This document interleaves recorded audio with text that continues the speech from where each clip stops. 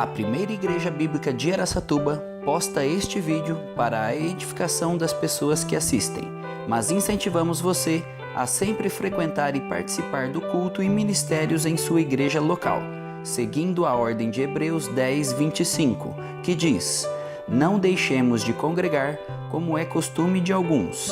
Antes, admoestamo-nos uns aos outros, tanto mais quanto vedes que vai se aproximando aquele dia."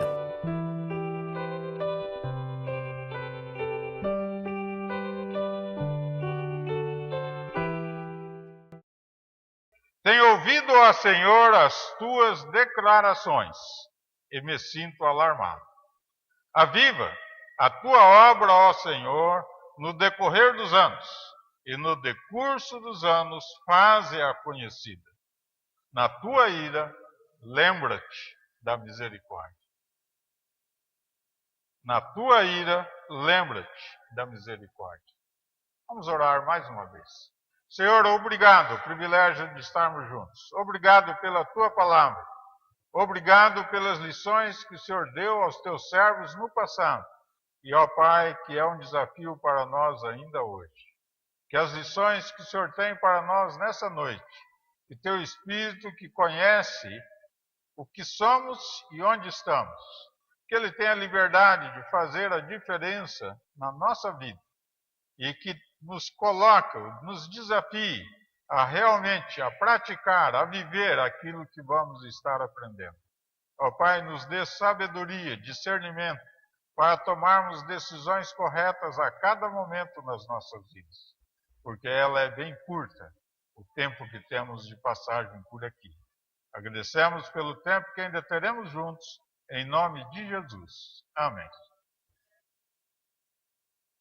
Avivamento espiritual é a volta à prática das boas obras, é isso? Esse foi o primeiro, né? Então, avivamento é a volta, hoje vamos pensar, é a volta aos parâmetros divinos para a vida cristã. Irmãos, estamos vivendo em dias que não são fáceis, tá? Não são fáceis. A gente olha a realidade do cristianismo nos nossos dias. Não dá para imaginarmos que chegaríamos onde chegamos. E estamos passando por esse tempo. Por isso coloquei esse verso aí também no início, como introdução. Efésios 5,14 é um verso bem conhecido, que diz assim: "Pelo que diz, desperta, ó tu que dormes, levanta-te dentre os mortos, e Cristo te iluminará." Essa é a razão que eu coloquei essa figura aí na frente, tá? É uma pessoa dormindo no meio de uma multidão. No meio de uma multidão. Mas coloquei também alguém aí que tem uma luz brilhando nele, no meio da multidão. Desperta, ó tu que dormes. Desperta, ó tu que dormes. Mas é interessante esse verso, não é? É o pastor que tem que despertar os irmãos que estão dormindo? Hã? É Deus que vai despertar os crentes que estão dormindo? A ordem aqui é dada para quem? Para um crente dorminhoco. E Paulo está dizendo para o crente: desperta, ó tu que dormes. Olha, se ele está falando para alguém que está dormindo despertar, essa pessoa estava como? Roncando? Hã? Como que estaria essa pessoa? Que sono é esse? Que é alguém que está dormindo, mas pode ouvir. Sabe, irmãos, é aquele sono que nos coloca no meio das pessoas, que tira de nós o senso realmente de direção da nossa vida. Que tira de nós a realidade da vida. Nós estamos vivendo como todo mundo está vivendo. Nós não percebemos que estamos caminhando como o mundo está caminhando. Temos muitas vezes atitudes, irmãos, que não tem razão de termos. reações que mexem conosco. Nós estamos simplesmente, para mim, Paulo aqui está mostrando que nós estamos andando no meio de uma multidão, consciente onde estamos, mas como se estivéssemos dormindo, sem saber por que estamos ali. Por que estou andando como estou andando? Por que estou fazendo as coisas que estou fazendo? Por que estou tendo as atitudes que tenho? Estou me identificando com quem? O mundo lá fora ou com aquelas pessoas que têm um compromisso real de viver a vida cristã? Onde está a minha identidade? Desperta, ó tu que dormes, levanta-te dentre os mortos. Verifica onde que está essa pessoa, caminhando entre os mortos. Quantos aqui já pousou, dormiu, pelo menos uma semana dentro de um cemitério? Levanta a mão. Ninguém. Por quê? Qual o problema? Irmãos, qual é o melhor lugar para dormir que você não vai ter nenhum problema de ser incomodado por ninguém tocando música alta, fazendo barulho, conversando, fazendo nada? É no cemitério. Lá ninguém azucrina ninguém. Entende? Ninguém. Mas por que as pessoas não gostam de viver lá? E quando fala que você vai te levar para lá, você é o quê? Já fica de orelha em pé, você não quer ir para lá. Mas por que os crentes então estão dormindo, irmãos? No meio daqueles que estão mortos. Levanta-te dentre os mortos. Sabemos que aqui está falando principalmente de mortos espirituais, pessoas que não conhecem a Jesus Cristo como Salvador, mas está falando de mortos. Por que os crentes estão tendo dificuldade de sair do meio do convívio dessas pessoas para ter comunhão e conviver com aqueles que conhecem a Jesus Cristo como Salvador pessoal das suas vidas? A razão principal é porque deixaram os parâmetros divinos para uma vida cristã, como temos nas Escrituras. Por isso, nós queremos ver alguns passos importantes com os irmãos nessa noite. Se queremos voltar a viver de acordo com os parâmetros que nós temos na Palavra de Deus, para ter uma vida que faça diferença enquanto estamos passando por este mundo, para isso nós precisamos, primeiro, voltar a viver mais como Cristo e menos como o mundo. Voltar a viver mais como Cristo e menos como o mundo. Dentro deste aspecto, para isso acontecer na nossa vida, nós precisamos, momento a momento, estar decidindo a quem vamos consagrar nosso coração. A quem vamos doar nosso coração. Aquilo que somos. Tem 2 versos aí que é um desafio para nós. 1 Pedro 3,15 diz assim, olha, antes santificai a Cristo como Senhor em vosso coração. Então, antes de qualquer coisa que você vai fazer, santificai a Cristo como Senhor. Não é como servo seu, não. Jesus não é teu servo. Somos nós que somos servos de Cristo. Mas hoje eu tenho visto e ouvido muitos crentes achando que é Jesus que é obrigado a fazer que eu seja um vencedor. Jesus que é obrigado a fazer que eu tenha vitória nas coisas. Jesus que é obrigado a me despertar. Ele não vai fazer isso. É você que tem que acordar.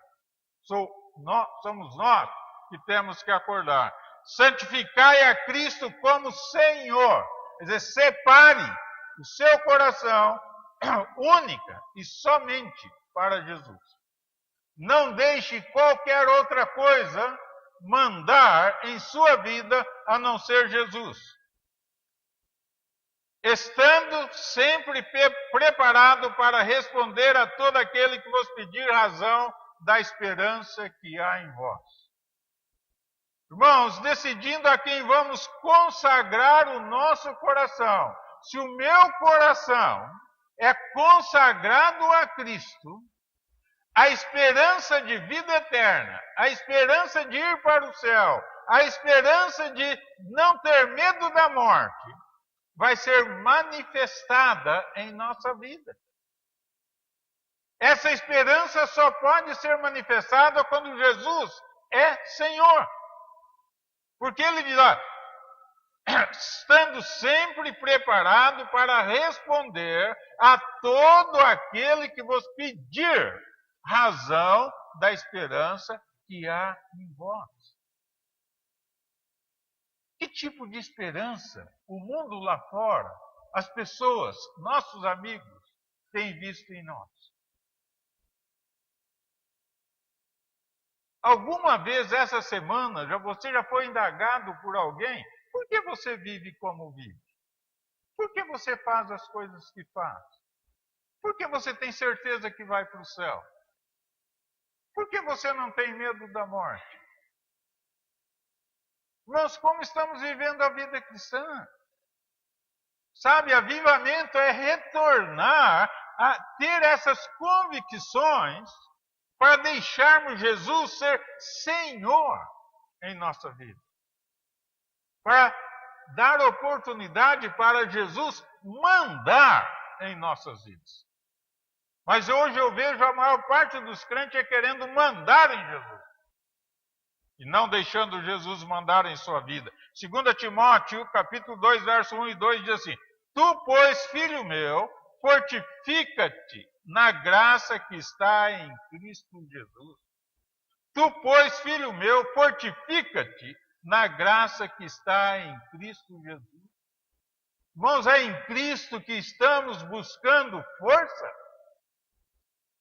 Ou é na televisão, no celular, em filmes, em jogos? O que tem fortalecido a sua vida espiritual? O que tem feito a cada um de nós sermos fortes como cristãos?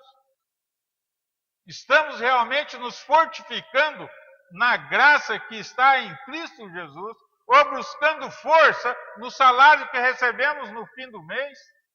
Buscamos força em alguém que nos entende? Ou é em Cristo?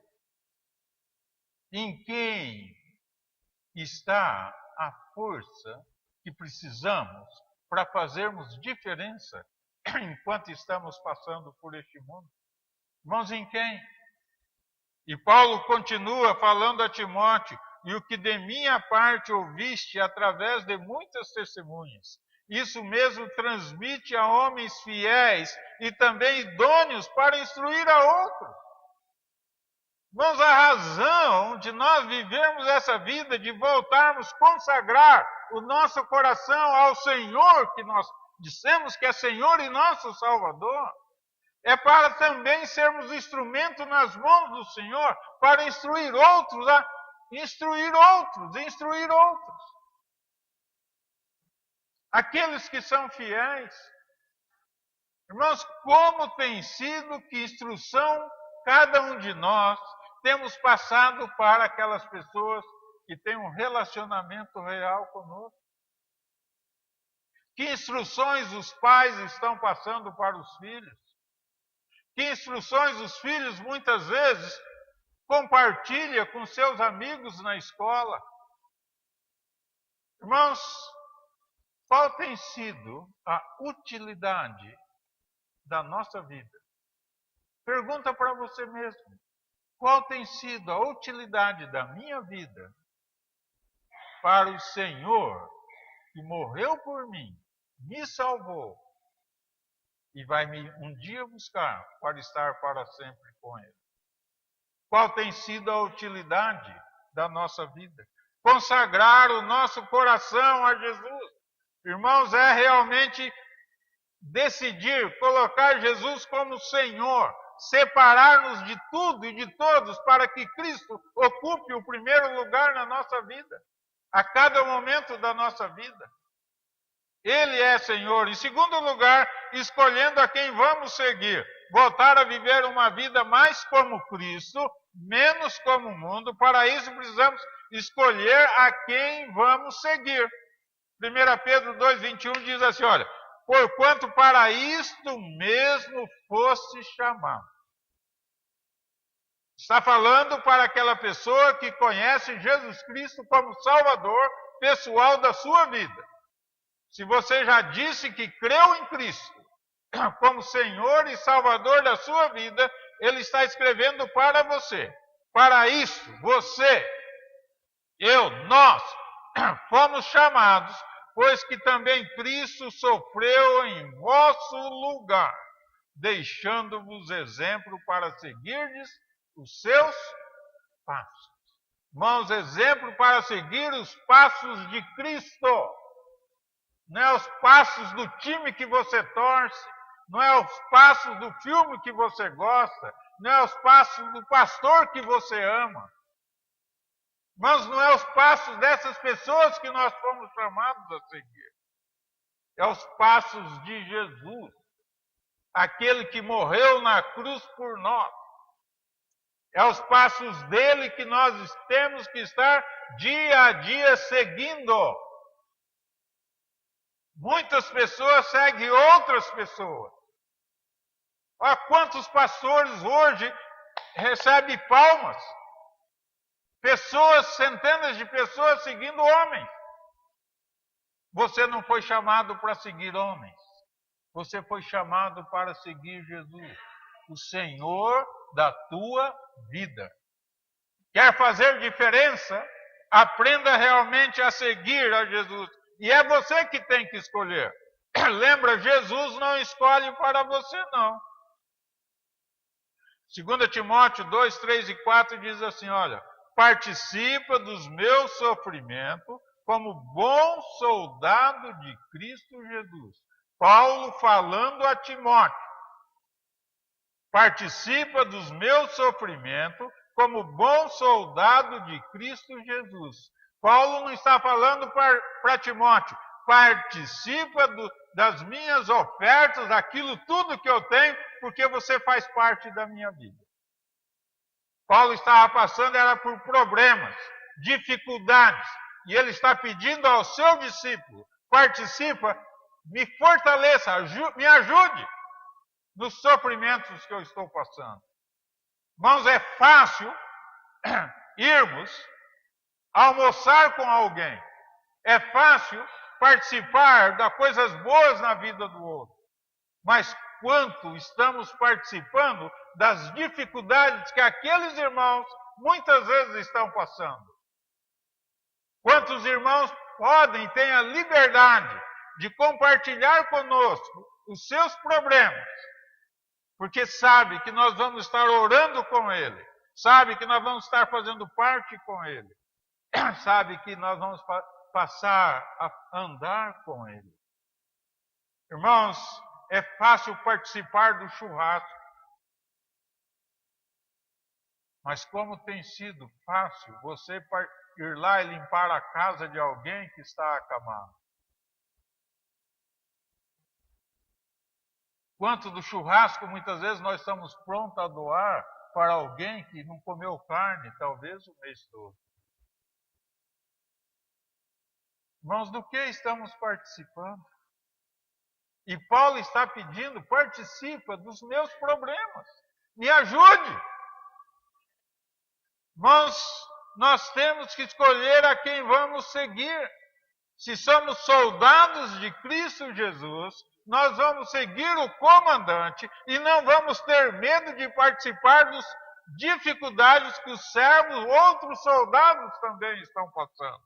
E Paulo continua dizendo assim, participa dos meus sofrimentos como soldado de Cristo. Nenhum soldado em serviço se envolve em negócios desta vida, porque o seu objetivo é satisfazer aquele que o arregimentou. Mas o objetivo do soldado de Cristo é satisfazer a Cristo.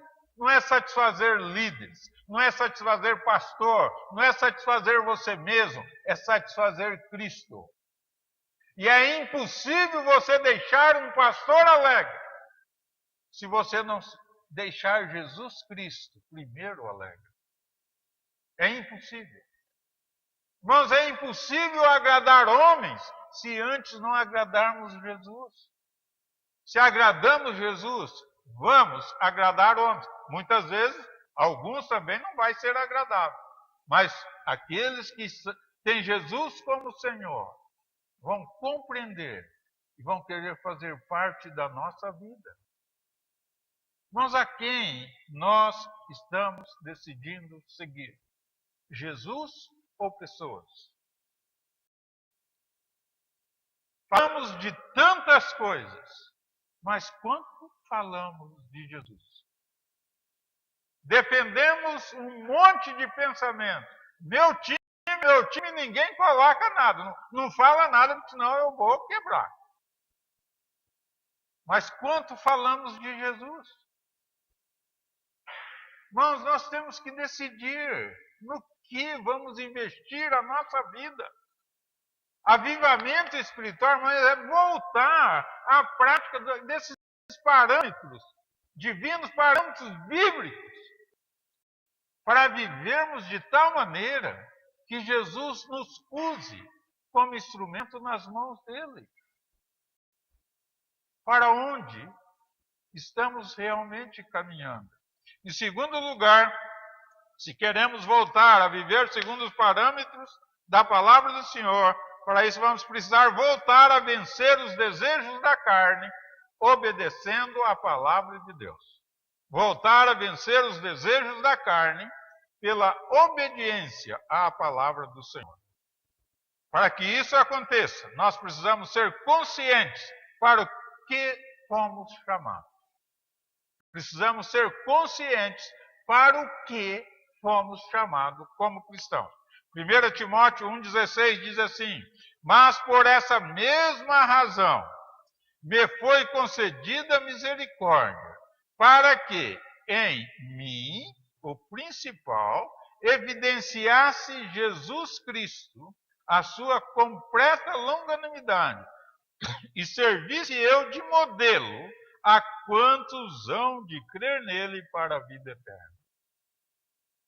Paulo está dizendo aí que nele há um líder especial que o Senhor levantou.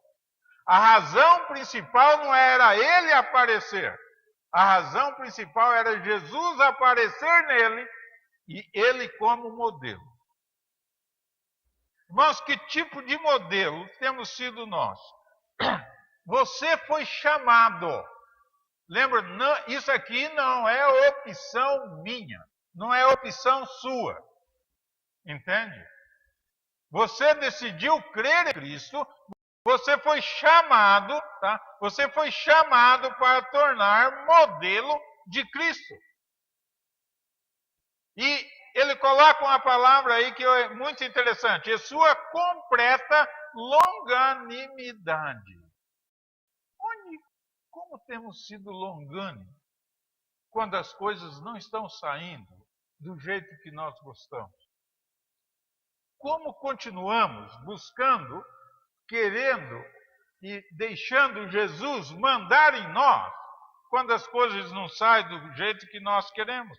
Em 1 Pedro 5,3 diz assim, olha, nem como dominadores dos que vos foram confiados, antes tornando-vos modelo do rebanho. Não é para dominarmos, não tem lugar para dominadores no corpo de Cristo. Só Jesus é Senhor. Nós somos colocados como modelo do rebanho.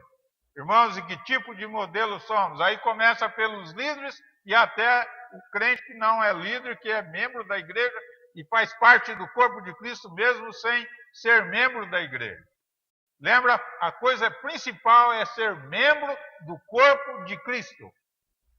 Membro de uma igreja é para podermos fazer parte de um grupo e desse grupo fazer parte e fazer diferença onde nós estamos. Mas como membro do corpo de Cristo, que tipo de modelo somos nós? o que nós estamos manifestando na vida, em nossa vida, para aqueles que estão ao nosso redor. Quando pessoas olham para nós, eles veem características nas nossas palavras, nas nossas ações, nas nossas reações, características cristãs que estariam em Cristo ou características do mundo. Voltar a vencer os desejos da carne, irmão, obedecendo à palavra de Deus, isso não é fácil, porque esses desejos que estão aqui dentro são muito fortes. E qualquer descuido nós fazemos justamente aquilo que nós não queremos e nem gostamos. Nem mesmo no estudo que eu dei hoje de manhã, eu falei sobre irritação. Quantos aqui não ficou irritado nenhuma vez durante essa semana que terminou ontem? Só para e pensa um pouquinho. Mas é fácil não irritar-nos com pessoas, não é mesmo? Tem momento em que a coisa pega, não pega? Quer dizer, vai lá e toma banho, em vez de fechar o ralo do banheiro, deixa o ralo aberto. Como é que nós agimos? De repente vem uma baratinha e sai caminhando, correndo, e o homem é corajoso, né? Ele sobe em cima da mesa. E a mulher é que tem que matar a baratinha. Irmãos, como temos conseguido vencer esses desejos da carne? Sabe, não é fácil. No nosso dia a dia, irmãos, é uma luta que nós temos que ser conscientes que estamos nela e que diferença nós estamos fazendo. Entende? Que diferença estamos fazendo? Em segundo lugar, reconhecendo que nada somos sem Cristo. Lembra, sem Cristo você não é nada. Tá? Nada somos sem Cristo. Primeiro, sem Cristo não podemos ser salvos. Lembra isso? Sem Cristo ninguém pode ser salvo. 2 Timóteo 2,10 diz: por essa razão tudo suporto por causa dos eleitos, para que também eles obtenham a salvação que está em Cristo Jesus com eterna glória. Mas sem Cristo ninguém pode ser salvo. Ninguém. E como as nossas vidas realmente têm manifestado quem é Jesus para nós. Como tem sido manifestado. Mas como realmente Jesus Cristo tem feito a diferença nas nossas vidas. Lembre-se, isso aqui é uma das coisas muito importantes, para que também eles obtenham. Então, se nós não fizermos nada, mesmo aquelas pessoas que podem ser e devem ser salvas, não serão. Porque o texto está dizendo bem claro, para que também eles. É condicional. Está vendo? Mas o que estamos fazendo, como o Senhor tem usado as nossas vidas para levar essa salvação àqueles que ainda não têm. Lembre-se, sem Jesus, ninguém pode ser salvo. Salvação só por meio de Jesus Cristo. Mais ninguém. Em segundo lugar, não podemos viver como salvos. Primeiro, ninguém pode ser salvo. Sem Jesus, não podemos viver como salvos. 2 Timóteo 2:11 e 12 diz assim ao texto: fiel é esta palavra. Se já morremos com ele, também viveremos com ele. Se perseverarmos, também com ele reinaremos. Se o negarmos, ele, por sua vez, o quê?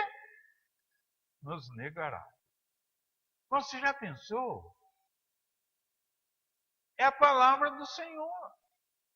E está dizendo aí que se nós já morremos com Ele, também vamos viver com Ele. Se perseverarmos, também com Ele reinaremos. Se o negarmos, Ele, por sua vez, nos negará. Irmãos, nós temos que reconhecer que sem Cristo não somos nada. Aquele que não conhece a Cristo não pode ser salvo. E você que conhece a Cristo não pode viver como salvo. Não tem condição de viver como salvo. Mesmo sendo, você não tem condição de viver como salvo. E em terceiro lugar, sem Cristo não podemos ser fiéis.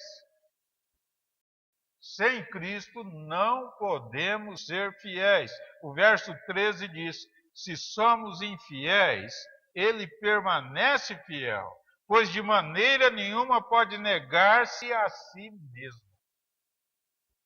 Então, se Ele é fiel, eu sou infiel, sem Ele eu não posso ser fiel. Ele permanece fiel, mesmo quando isso não é real na minha vida. Vamos à volta aos parâmetros para uma vida cristã real, eficiente. Irmãos, é reconhecermos que sem Jesus nós não somos nada. Não podemos nada. E nada pode ser feito. Qualquer coisa que fizermos, valor nenhum tem. Então, por isso, nós temos que decidir como realmente nós queremos viver. Irmãos, é a volta realmente aos parâmetros divinos para essa vida cristã. Isso é reavivar, avivar a vida, irmãos, aquilo que somos em Cristo. E parece que os crentes dos nossos dias, irmãos, estão realmente como o verso que nós colocamos lá na introdução. Estão dormindo, irmãos. Dormindo no cemitério. Onde você não pode conversar com ninguém. Onde não tem possibilidade de você fazer nada. Mas isso não pode estar acontecendo com os filhos de Deus, com os salvos, com aqueles que têm vida eterna, com aqueles que um dia disseram, eu creio, eu creio. Em terceiro lugar, para isso queremos voltar a esses parâmetros para uma vida cristã eficiente. Para isso precisamos voltar a ter um culto que agrada a Deus e não aos homens. Ter um culto que agrada a Deus e não aos homens. E isso tem sido o desastre da igreja nos nossos dias. Porque quer arrebanhar pessoas. Procura de todos os meios agradar pessoas por aquilo que faz. E não pelo ensino deste livro. Irmãos, não é culto que salva pessoas. Não é música que salva pessoas. Não são coisas que salvam pessoas. É Cristo. E para conhecer a Cristo, precisa conhecer este livro. Precisa conhecer a verdade deste livro. Vamos voltar a ter um culto que agrada a Deus e não aos homens. Para que isso aconteça, nós precisamos colocar os fatos como base dos desejos e emoções. Colocando os fatos como base dos nossos desejos e das nossas emoções. Irmãos, as emoções não podem vir antes dos fatos. É a verdade que tem que ser manifestada para que ela produza as emoções. É assim que tem que ser, colocando os fatos como base dos seus desejos, da sua vontade e das suas emoções, aquilo que te agrada e que te faz sorrir. Romanos 12, 1 e 2 diz: rogo-vos, pois, irmãos, pelas misericórdias. Irmãos, é só pelas misericórdias de Deus, que apresenteis o vosso corpo por sacrifício vivo, santo e agradável a Deus, que é o vosso culto racional.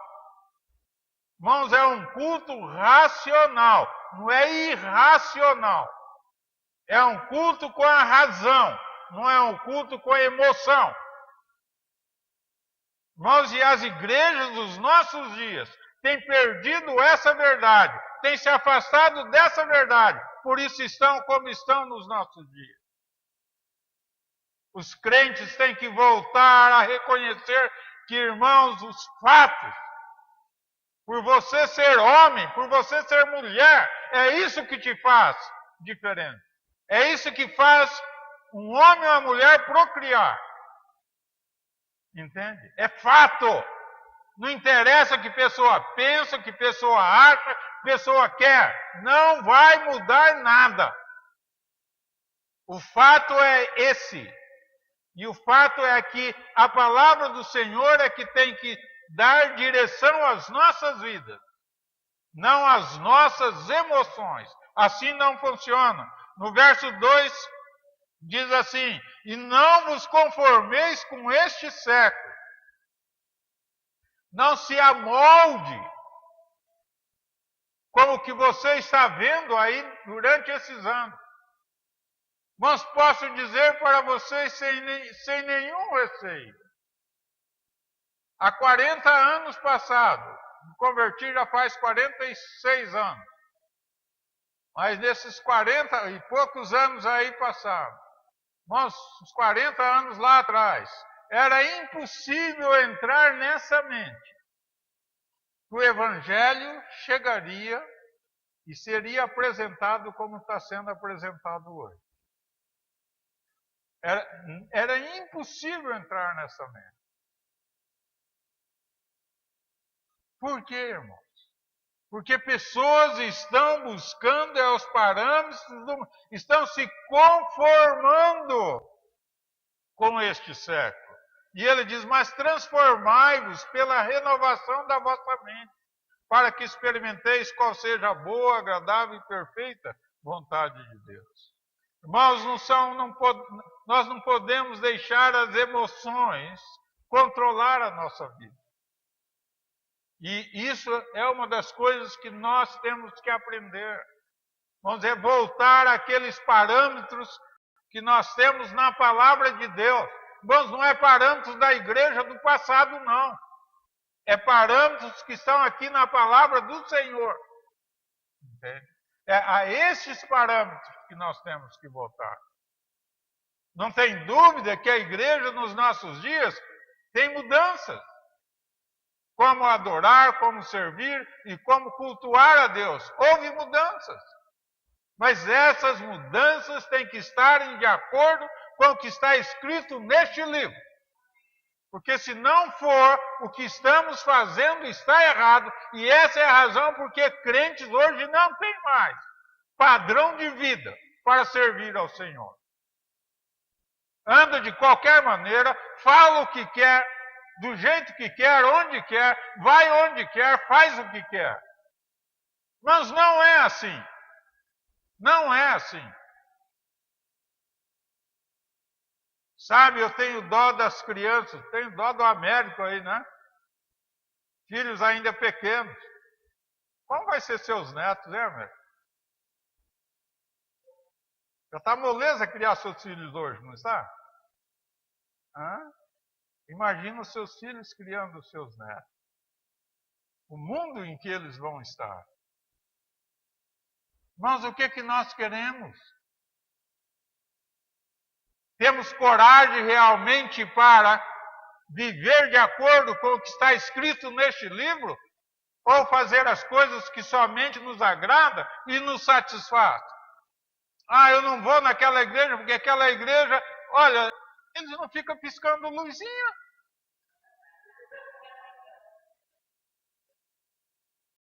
Eu não vou naquela igreja porque lá não tem isso, não tem aquilo outro, não tem um monte de outras coisas.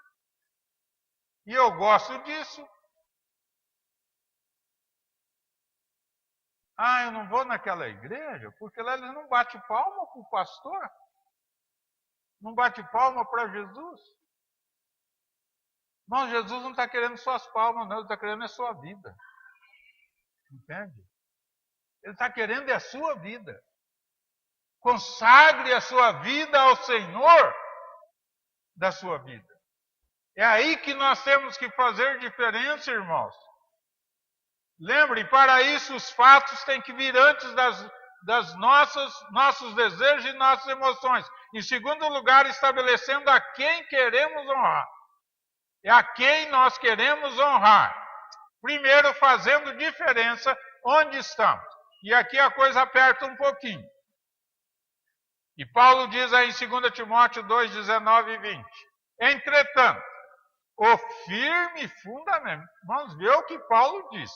Entretanto, o firme fundamento de Deus permanece. Mas o firme fundamento de Deus permanece, tendo este selo. Tendo este selo, selado. O Senhor conhece os que lhe pertencem. O Senhor sabe se você pertence a Ele ou não. Ele conhece os que lhe pertencem. E mais, olha o que ele diz. E mais, aparte-se da injustiça todo aquele que professa o nome do Senhor. Aparte-se da injustiça todo aquele que professa o nome do Senhor. Mas como tem sido a nossa vida de justos? Como temos sido justos com aqueles que não fazem do jeito que nós queremos que seja feito? Porque quando as pessoas fazem do jeito que nós queremos, é fácil nos alegrar com ele. Mas quando elas não fazem? Mas a coisa principal que nós temos que ver é que o fundamento permanece, não mudou. E a justiça é estabelecida de acordo com esses fundamentos estabelecidos pelo Senhor. E como nós temos aplicado a palavra de Deus em nossa vida para pedirmos que o outro também aplique. Pais, como vocês aplicam a palavra de Deus na sua vida para que vocês exijam que seus filhos pratiquem? Como tem sido? A paciência realmente faz parte da sua vida? Quando seu filho olha para você, vê você alguém paciente, vê você alguém perseverante, que não desiste, vê você alguém que mostra amor mesmo quando as coisas estão difíceis. Irmãos, nós temos que saber que os parâmetros de Deus, o fundamento de Deus, permanece, está selado. E como nós estamos aplicando justiça dentro do nosso lar? Como estamos aplicando justiça onde trabalhamos? Como estamos aplicando justiça com as pessoas que estão ao nosso redor? Como as verdades da palavra de Deus têm feito diferença em nossa vida? Nós muitas vezes exigimos que alguém faça e anda e confesse Jesus Cristo como Salvador. Mas como estamos nós andando? Que tipo de vida estamos nós manifestando como cristão para as pessoas, principalmente que estão ao nosso redor? Somos nós que temos que decidir o que vamos fazer com a nossa vida. O Senhor já decidiu morrer por nós. Mas o que estamos decidindo em fazer para o Senhor? O que estamos decidindo? E aí ele continua. Ora, numa grande casa não há somente utensílios de ouro e de prata, há também de madeira e de barro, alguns para a honra, outros, porém, para a desonra. Irmãos, alguns para a honra, outros, porém, para a desonra. Muitas pessoas pegam aqui que o utensílio de ouro e de prata é para a honra, de madeira e de barro é para a desonra. Será que é isso que Paulo e o Senhor queria que nós entendêssemos?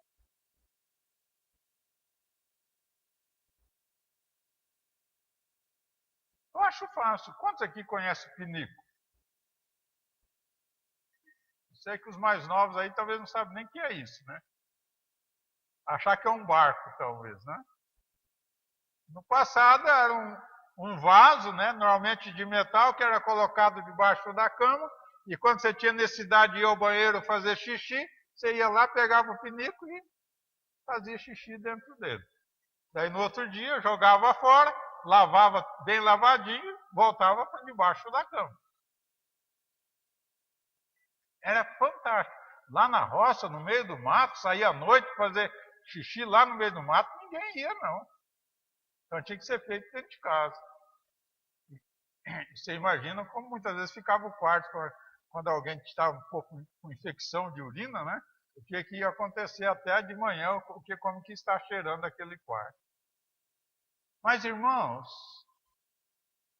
lá normalmente quando servia aquela comida gostosa naquela mesa, também tinha vasos de porcelana, né, que colocava comida.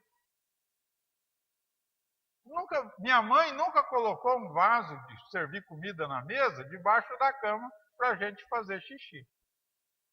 Nunca vi ela colocar um pinico para a gente fazer xixi na mesa para servir uma refeição. Mas sem aquela ferramenta, sem aquele vaso debaixo da cama, seria um transtorno, principalmente para as crianças. Lá no lugar dele, esse vaso era para honra. Irmãos, é isso que nós temos que ver. Você não sabe que tipo de vaso você é. Se é de ouro, prata, barro ou madeira. Entende? Mas você é um vaso, eu sou um vaso. A coisa é para o que estamos sendo usados. No lugar certo, ele é para honra. Fora do lugar, é para desonra. Irmãos, é isso que nós precisamos entender. É interessante. Depois que você soube disso, você pode ir lá. Hoje, muitas vezes, você pode ir lá pedir para alguém que trabalha com porcelana fazer um pinico de porcelana, bonitinho. Não foi usado nenhuma vez. Mas chega e coloca ele em cima da mesa. E põe uma sopa lá, vê quantos vão pegar sopa dentro dele. Será que vai ter alguém? É vaso de desonra, porque está fora do lugar. Vamos dizer assim, é a nossa vida. Você está no lugar certo, fazendo o que o Senhor quer, sendo o vaso que Ele quer. Entendem? Essa é a realidade. Irmãos, eu sei que vocês podem até ficar meio envergonhados comigo, mas não tem problema, né? É problema de vocês também. É bonito ter uma camisa, não é? É bonito, não é? Não é? Mas quantos gostariam de ser uma cueca? Hã? Principalmente quando a gente solta aqueles ventinhos, né? E fica aquela marca depois. Hã?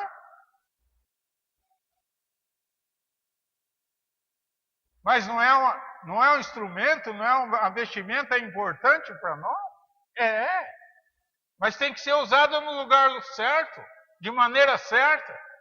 Irmãos, assim é a nossa vida também. Nós somos vasos para servir ao Senhor, para ser útil ao Senhor. Que tipo de vaso nós não sabemos. A coisa que temos que saber é, estamos sendo vaso de honra ou desonra? Mas qual tem sido a utilidade da sua vida como cristão nas mãos do Senhor para fazer o que o Senhor...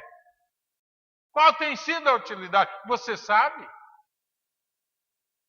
Entende? Você conhece? Você reconhece?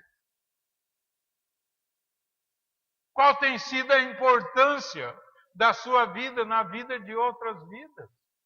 Dos seus amigos, seus irmãos, sua família? Entende, irmão? Que tipo de vaso temos sido nós, irmãos? Que tipo de vaso? Em segundo lugar, estando pronto para toda boa obra. 2 Timóteo 2:21. Assim, pois, se alguém a si mesmo se purificar destes erros será utensílio para a honra, santificado e útil ao seu possuidor, estando preparado para toda boa obra. Irmãos, veja que verso desafiador para nós. Estando pronto para toda boa obra. Assim, pois, se alguém a si mesmo se purificar destes erros, será utensílio para a honra, santificado e útil ao seu possuidor, ao seu dono, a Jesus. Nós realmente temos sido limpos por Ele, temos sido útil para o Salvador da nossa vida. A vida que estamos tendo enquanto estamos passando por aqui. Qual foi a utilidade da sua vida para Cristo essa semana? Quantas pessoas você talvez animou com uma palavra? A quantas pessoas você talvez sustentou com as suas mãos? A quantas pessoas você desafiou a continuar buscando o Senhor? Não, qual tem sido a utilidade da nossa vida no nosso dia a dia? Como você foi útil aos seus filhos essa semana? Nós, como filhos, qual foi a utilidade que tivemos para com os nossos filhos em relação ao Senhor? Mas qual tem sido a utilidade da nossa vida onde nós estamos vivendo? Qual tem sido? Nas mãos do Senhor, fazendo aquilo que agrada o Senhor. Em terceiro lugar, determinando o que vamos imitar. É você que decide o que você vai imitar. Lembre-se sempre disso. Primeiro, fazendo as escolhas corretas. Você, para decidir imitar o que é bom, tem que aprender a fazer escolhas corretas. E ele diz assim no verso 22 do capítulo 2, 2 Timóteo. Foge. Irmãos, ele está dizendo não é se afasta. Ele está dizendo foge. Foge outrossim das paixões da mocidade. Foge outrossim das paixões da mocidade. Daquelas paixões que faz, sabe, é triste, mas ver os jovens de hoje. Nós estamos mais aptos e prontos para imitar o mundo do que imitar a Cristo. Só pense um pouquinho. Jesus vestiria as roupas que você veste? Jesus falaria o que você fala? Jesus iria onde você vai? Foge outrossim das paixões da mocidade. Segue a justiça, a fé, o amor, a paz. Segue a justiça, a fé, o amor e a paz. Com os que de coração puro invocam o Senhor. A quem estamos seguindo? Pessoas que de coração puro, que estão invocando o Senhor ou seguindo padrões e preceitos do mundo. Irmãos, a quem a maneira como eu me comporto mostra que eu estou seguindo alguém que tem o padrão cristão ou alguém que tem o padrão deste mundo. Que é normal, o mundo faz isso e é normal. Que nem uma coisa que eu sempre falo, eu sei que não tem nada a ver, tá? E é o mundo lá fora, não sei por que motivo. Mas quantos aqui já assistiu vôlei de praia? Quase todos, né? Como os homens jogam vôlei de praia, a vestimenta dos homens jogavam vôlei de praia. Como que é? E como é a vestimenta das mulheres jogarem vôlei de praia? Como é? Por que será? Qual o propósito? Qual é o propósito? Irmãos, a quem estamos imitando no nosso dia a dia, nos nossos relacionamentos? naquilo que pessoas estão olhando para nós e vendo. Quem é o modelo, o nosso modelo? Somos nós que temos que decidir. A gente, que nem pastor, um líder ou pai, pode falar, pode chamar, mas a decisão é pessoal, é de cada um de nós. Só imagina, Jesus não teria problema nenhum de assentar-se ao seu lado, da maneira que você está,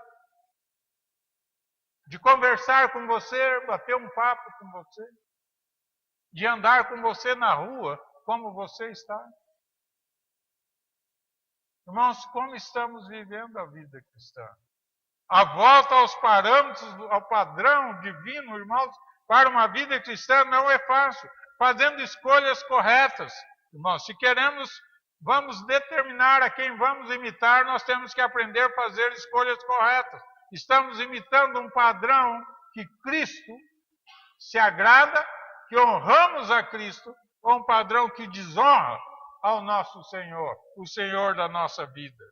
Em segundo lugar, repelindo o que nos atrapalha, jogando fora aquilo que nos atrapalha. E ele diz no verso 23, e repele as questões insensatas e absurdas, pois sabes que só engendram contenda. Mas não adianta ficar discutindo muitas vezes essas coisas. Se temos a oportunidade de falar, ensinar, façamos. Mas discutir não vai resolver o problema. Cada um tem que tomar as suas decisões. E saber que um dia, seja quem for, seja Paulo, Pedro, João, Joaquim, Manuel ou Felisberto, ou eu, vou ter que comparecer perante ao Senhor, Deus dos céus, a Jesus Cristo, o Salvador, e terei que prestar contas de tudo que fiz enquanto neste corpo, seja as coisas boas ou seja as coisas más. Porque importa que todos nós compareçamos perante o tribunal de Cristo, para que cada um receba segundo o bem ou o mal que tiver feito por meio do corpo. E disso ninguém vai escapar. Eu não vou escapar. Entende? Eu vou chegar lá e ter que prestar conta das palavras que falei, das atitudes que tive, das coisas certas que fiz e das coisas erradas que cometi. Mas como estamos nos preparando para esse encontro que um dia vai acontecer?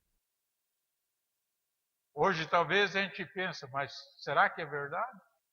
Sim, é verdade. Mas só vamos ver essa realidade concretizada do dia que nós estivermos diante daquele que é o nosso Salvador. E aí vamos ver que isso é real.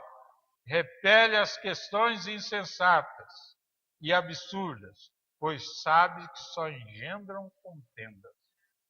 Nós não precisamos entrar em discussão com aquelas coisas que não vai levar a nada. Estudem, aprendam, discutam e compreendam os parâmetros que nós temos neste livro. São esses parâmetros.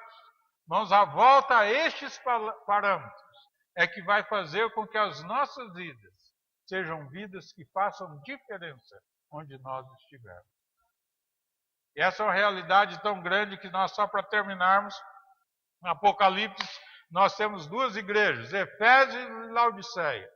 A igreja de Éfeso, a igreja fundamentalista, que cria na palavra de Deus, vivia a palavra de Deus e era firme. E diz o texto, tenho porém contra ti que abandonaste o teu primeiro amor. A igreja de Éfeso abandonou o primeiro amor.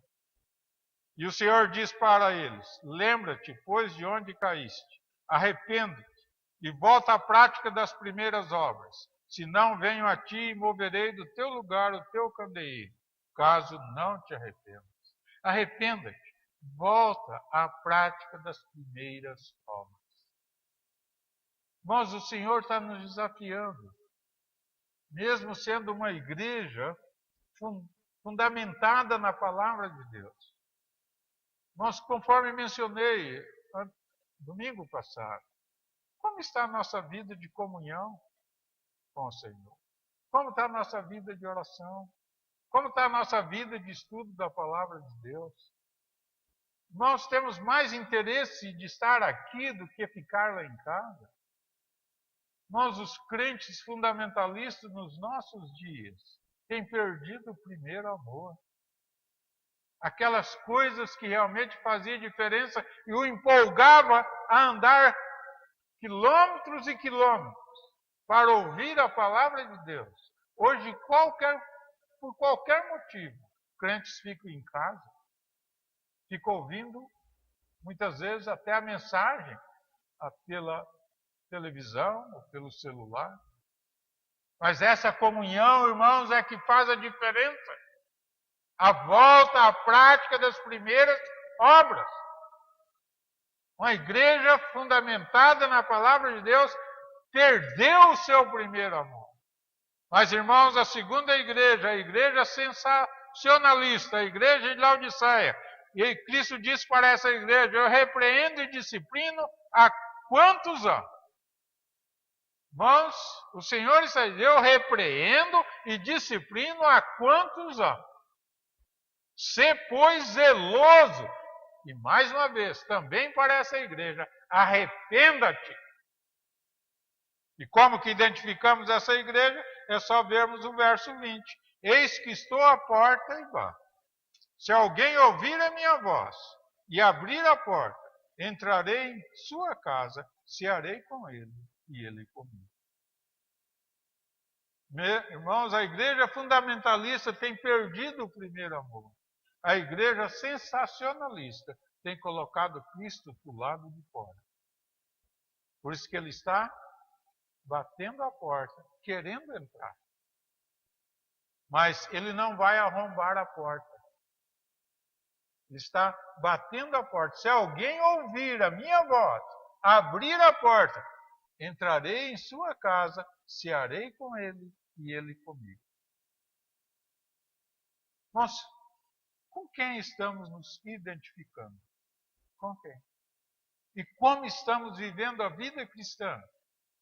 Que devíamos e somos desafiados a viver no nosso dia a dia. Esse é o desafio que eu quero deixar com os irmãos.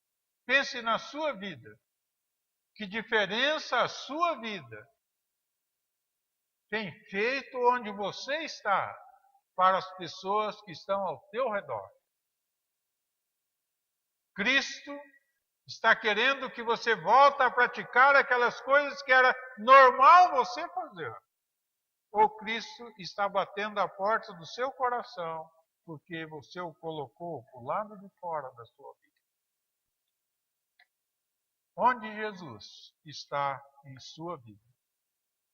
É você que tem que decidir e reconhecer o estado em que você se encontra, para que busque o Senhor, coloque o Senhor no lugar que Ele quer estar na tua vida. Que o Senhor os abençoe, os dirija, os oriente.